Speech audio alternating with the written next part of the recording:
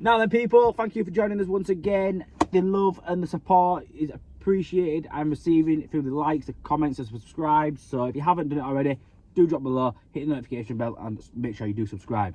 I'm blabbering now. So, bit of a different video this week. We are going to be doing a top tips video for plumbing apprentices. I've been asked for this video for quite a while now, and I've just not got around to it. So I've finally got my list together. So here is my 5 top tips for plumbing apprentices.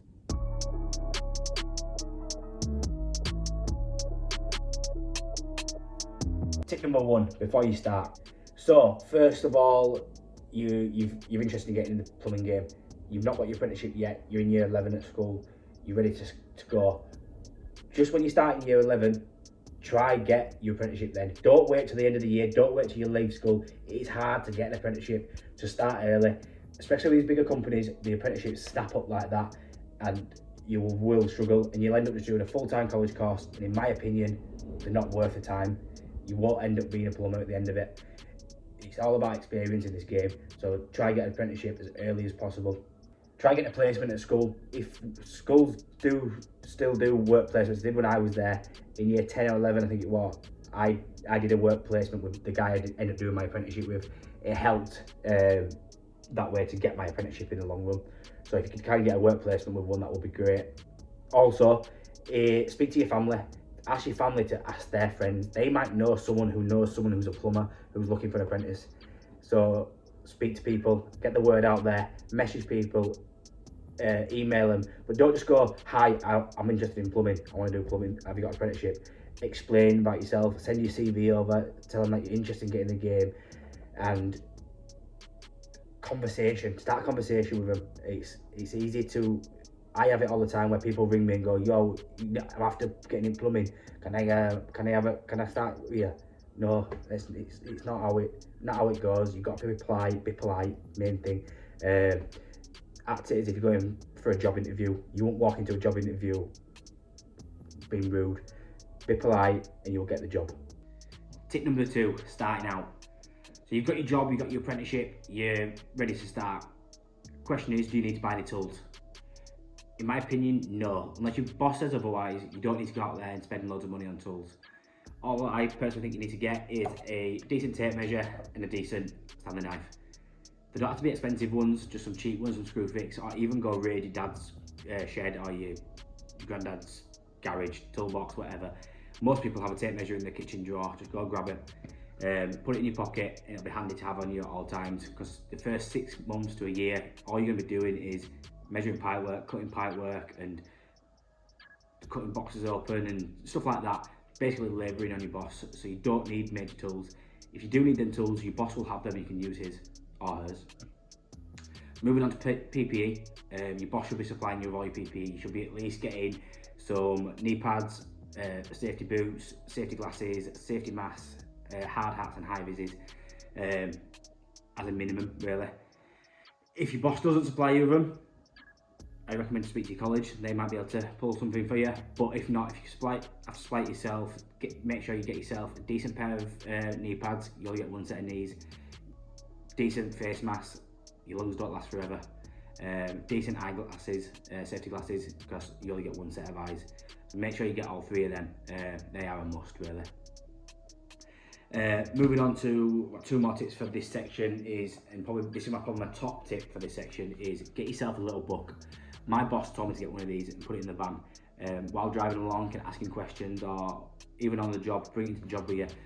And when you are asking questions, it's showing to your boss that you're intrigued in the job and that you're interested. Jot your questions down. Simple things like gas tightness testing, what size waste pipe goes for what. You get where I'm going with this. Really good bit of kit to just jot things down. You can refer back to it if you ever get stuck. Also, in regards to keeping interested and showing your boss that you're interested, don't take your phone into the job with you. Leave your phone in the van, put it in the glove box. You can wait. Facebook, Twitter, Instagram, they can wait until you get back. It's still going to be there when you get back out of the job. Wait till your lunch break.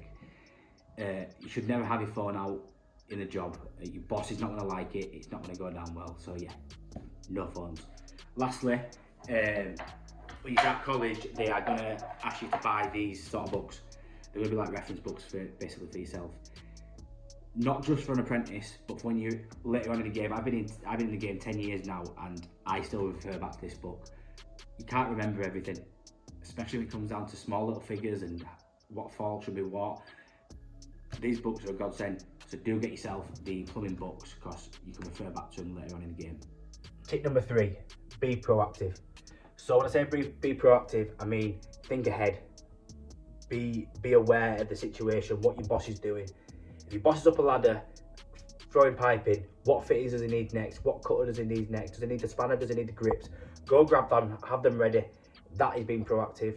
If you can do that for your boss, you're going to make his job easier, make him being able to do more work within a day, earning him more money, which eventually will mean that you will earn more money quicker because you're earning him more money. And also, when being proactive, stay organised. That's a tip for how to be more proactive. If you're organised, you know where all your fittings are in the van. If you learn that van like the back of your hand, I organise my boss's van every month just so I knew where every fitting was. If he needed something, I could go to that van and grab it straight away. Stay organised, and in a workspace, have all your tools, your boxes, your organised fittings laid out on the floor, organised. Keep it clean, tidy. Tip number 4, confidence. Confidence is everything in the plumbing game, so you need to be confident in yourself, in your workmanship. But not everyone's naturally confident. It will come in time. You will learn, and your confidence will grow. So don't worry if you don't feel confident to speak to customers. The tip for improving that is on your way to the jobs, you ring the customer. You tell the customer that you're on your way and you'll be there in 20 minutes.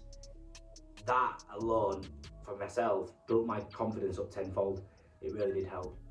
In regards to your workmanship, get your hands dirty. Don't be afraid to get your hands in there. If your boss is doing something, say, can I have a go? Can I do it? Ask to get involved. Your boss will like that. He'll like to see that you're intrigued, and that you'll learn how to do the job quicker, and your confidence will build quicker. Don't forget, every day is a school day. You will make mistakes. Mistakes is how we learn. I've flooded houses. I've had some bad mistakes when I was an apprentice, but you learn from them and you improve and you gain experience, and more importantly, you gain confidence, and that's how you get more confident in the plumbing game. Tip number 5, maintaining a positive attitude.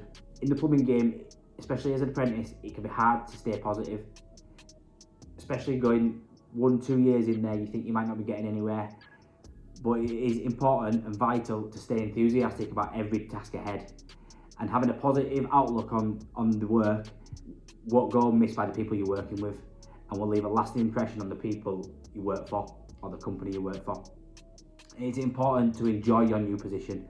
By making the choice to stay positive, you can have a great time and could potentially lead your plumbing to a different level, and you'll gain more experience if you stay positive, and in all, you'll enjoy your job. Enjoying your job means it's not a chore to go to work.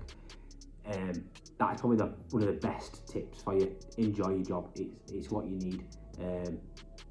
You should, what's the old saying? You shouldn't work to live to work, whatever it is, whichever way around it is. In other words, I'm blabbering now. Stay positive. It is hard. To round everything up, you're going to make mistakes. It's going to be hard. It's going to be tough, but you'll get through it. If you need any help, don't hesitate to pop in my Instagram messages, DM me. I might be able to give you some tips, some advice, and just a bit of encouragement, because sometimes that's all anyone needs is a bit of encouragement. So I'm going to wrap this up now. I hope you all enjoyed the video. If you did, don't forget to smash a like. It is appreciated. It helps the algorithm. Drop a comment below. If any of you guys have any further tips, or if you've got any questions, do drop it in the comments below. Don't forget to subscribe, hit the notification bell, and follow us over on Instagram. I will see you next week. Have a good weekend.